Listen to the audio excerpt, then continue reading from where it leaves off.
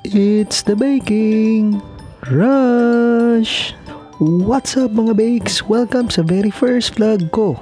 Mag-skip muna tayo ng konti to rush recipe number 5, ang aking moist microwave strawberry shortcake. Sorry na, di ko pa kasi nare-record yung iba eh.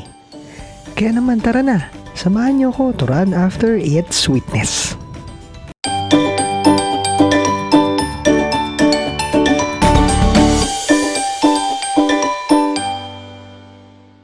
Need lang natin ng butter, egg yolks, whole eggs, vegetable oil, vanilla extract, tubig, at whipped cream. Kailangan naka-whip na. Para sa dry ingredients, all-purpose flour, baking powder, asin, at white sugar. Sa isang bowl, combine mo lang lahat ng dry ingredients. By the way, ang measurement na ingredients ay nasa description. Haluin itong mabuti. Ngayon, punta naman tayo sa wet ingredients. I-cream lang ang slightly melted butter. I-cream hanggang wala na siyang buo-buo. Tsaka ilagay ang whole eggs at egg yolks. Mix well. Add vanilla. Mix well. Tubig.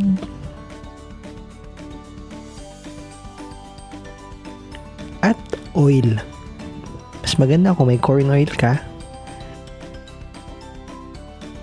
Now, paghaluin lang natin ang wet and dry ingredients. Ayan. Mix, mix, mix, mix, mix. Don't worry, di mo kailangang i-fold ito. Mamaya pa.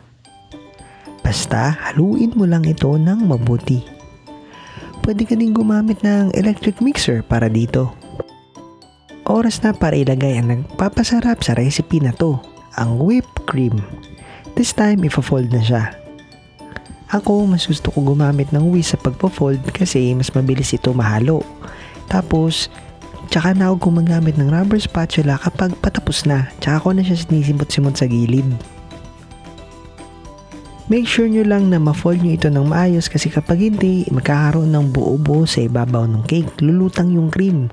So parang magkakaroon ng crust. Since sa microwave natin ibibake ito, you will pour this in a silicone cake mold.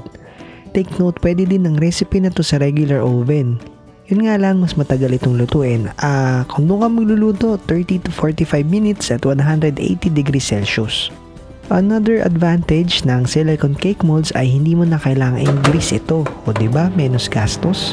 At dahil microwave yung gagamitin natin, 4 to 6 minutes lang per layer luto na. So diba, boom, panis, parang magic. Look how easy i-unmold yung cake gamit yung silicone cake mold, diba? Poof, labas agad.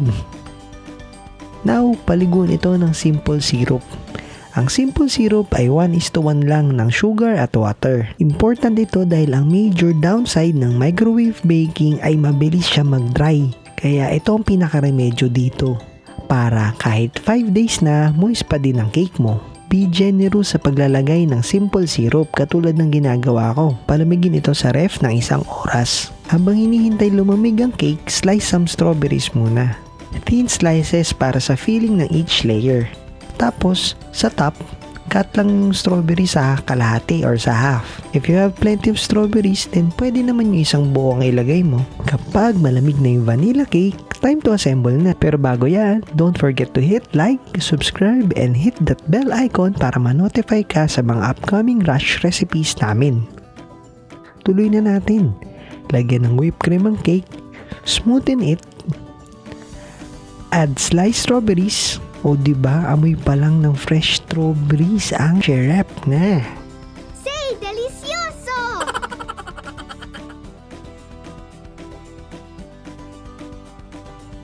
Pagkatapos mong ilagay yung strawberries, maglalagay ka uli ng whipped cream para dumikit naman yung next layer ng cake. Kasi pag di mo ito ginawa, dudulas yan eh. Oh no! Trust me, na-experience ko na. So, huwag nyo nang tularan.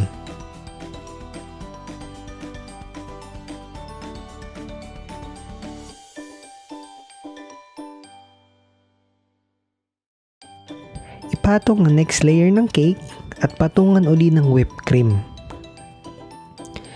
Lagyan ng whipped cream ang sides, pero don't worry kung may nakikita kang maliliit na crumb sa gilid kasi crumb coat pa lang naman ito. Once mabalutan ng first coating ng cream yung buong cake, edi pwede na uli siya ipasok sa ref and palamigin ito for another 1 hour. After an hour, time to coat the cake ng whipped cream uli. Tapos, dun mo na siya i-smoothen, i-finish. Pero kung di ako masyado magaling talaga design ng cake. So, ako rugged lang yung design ko for this one. So, may konting daya. Once finished, top it with fresh strawberries. Ikaw nang bahala kung gusto mong whole or pwede rin namang half lang kung nagtitipid. Next naman, brush the strawberries with apricot glaze para di siya mag-dry at glossy siya tignan. Pero sorry, di ko na siya na-videohan kasi naubos na yung memory ng phone ko. Sorry naman. Pero tignan mo naman, diba? Hashtag Instagrammable. At most importantly, hashtag masharap. Congrats, may strawberry shortcake ka na. Bake quickly inside your microwave. Sino magniniwala sa'yo na sa microwave mo lang to binake? Ako nga hindi eh. Hindi ako makapaniwala. Kung wala naman kayong microwave, pwede ito sa regular oven. And don't forget to follow our Facebook page, facebook.com/theBakingRush at ang aming Instagram account na @theBakingRush.